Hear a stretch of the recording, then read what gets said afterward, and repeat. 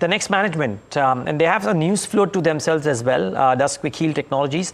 But let's get in Vishal Salvi, CEO of the company, to talk about the news flow, but also about what's happened in the recent past. Because Vishal, good morning, Neeraj here. We didn't get a chance to talk to you post your numbers, and when the numbers came out, you could argue that when I look at it sequentially, it seems like what you had done in June, it was a repeat. But I think people got used to what you had done in the 3 quarters preceding that, right, on operational metrics, etc., etc.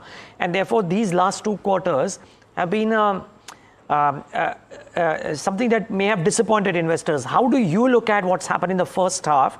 Were there anomalies there, or is this a phase which you will have to tide through because you're making investments or what have you? Yeah, I think great to be here, Neeraj. And I think we are have always said that we are investing and we are doing a significant pivot from our consumer business and also getting big time as far as our enterprise business is concerned. We've always said that we are currently investing, and then we are looking at a long-term plan as far as our enterprise products and solutions are concerned.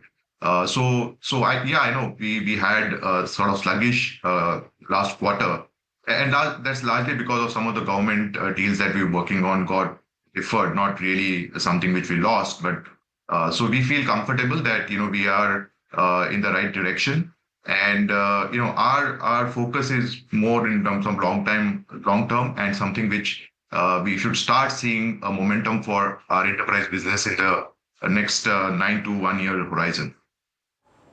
Okay, what happens in that intermediate period, Vishal? I mean, to numbers by and large, let's say reportage, right? Because the street, because you're a listed entity, right, is concerned or is obsessed with what happens every single quarter.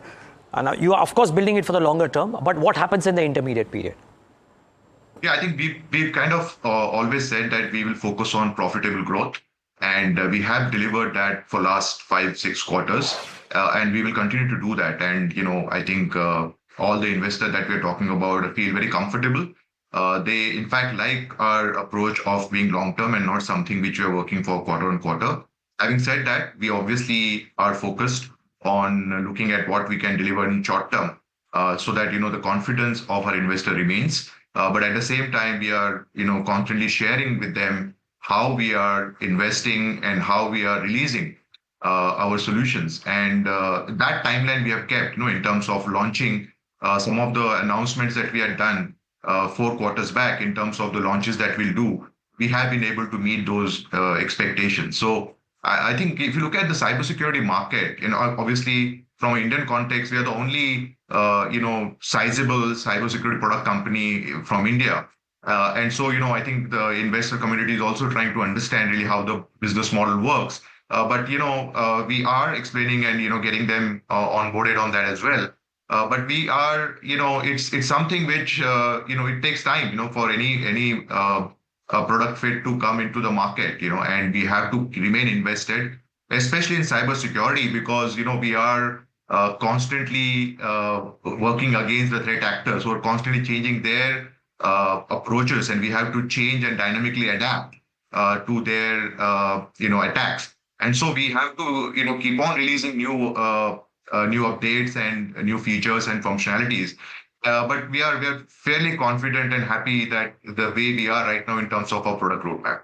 No, which is fine, and I'll come to that. But to just get clarity, Vishal, again, and like I said, I repeat, you're building this for the long term, and it is great. But in the intermediate period of the next 12 months, do numbers kind of mirror what you've done in the first half, or could there be an improvement? There is going to be an improvement for sure, and we are constantly improving our pipe. So pipe is looking better, and so we and generally our second half has always been better than our first half. So we do believe that we will have a good quarter on quarter improvement in terms of our performance. Okay, but difficult to pencil in. Sorry, just before I come to Seqrite, I hope I'm pronouncing it correctly. But difficult to predict if you move in from the 4-5% EBITDA margin range to the double digits which you clocked in the previous 3, right? That may or may not happen. Yeah, I think we are right now focused on growth, Okay. So we still will continue to invest the money into our enterprise solutions. Our consumer business and core business is extremely profitable, but we are putting that money into the enterprise business. So we are right now not. We will give a positive EBITDA, but our focus is on growth. Now tell us a bit about this malware analysis platform, SMAP. What is this all about? What does it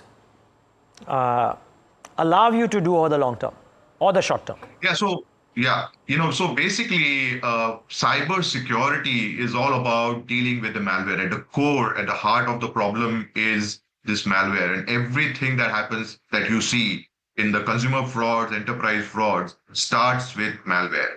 And it's a very difficult problem to solve because there are a lot of technology and solutions involved. So what we are trying to do through our Securite malware analysis platform is democratize it to a level where even a layman can actually use this platform and really understand what the malware is trying to do. So it is first of its kind, and the reason we are able to do that is because we have this 29 years of research. In fact, we have one of the largest malware labs in the country, in fact, in the region. And so we have that massive data. And now SMAP is actually creating a value on top of that data, which will help all cybersecurity professionals to validate the files which are coming in and get a verdict in terms of what type of malware it is, who's the adversary, and really then do something about protecting in that organization. So it's like the art of war where you understand your enemy so that you are better at really protecting yourself. So I'm guessing because it's an enterprise solution, Vishal, is this a pivotal or a key product, if you will, or it's one of the many things that you've launched? I'm just trying to understand. And when does the proof of the pudding get shown in the growth numbers? Now, I'm not even focusing on EBITDA. I'm talking entirely about growth. Yeah, I think so. This is from that point of view, path-breaking because it's one of its kind that we're launching. Also, I'll tell you one use case. The use case is not so much for enterprises, but for state governments and central governments, where we will have an indigenous malware analysis platform. So we can the use cases for law enforcement, for teams within the state governments who are managing cybersecurity. We will actually be able to use this platform for being able to really look at what's happening in their region and in their state. So it's not just about for enterprises, but also for state governments. And that the opportunity is the scale at which we can operate this platform.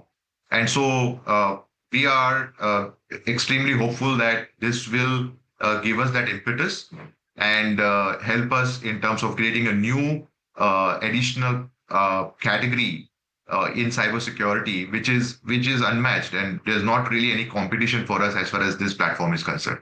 Okay. Well, Vishal, about time the RBI governor speaks in a few minutes, so we'll have to call it a day here. But thanks so much for speaking to us. All the best for the quarters ahead. Thank you so much. That's Quick Heal for you, a new product. Hopefully, it gives them they are hopeful that it gives them a bang for the buck in the government sector, if you will. Okay.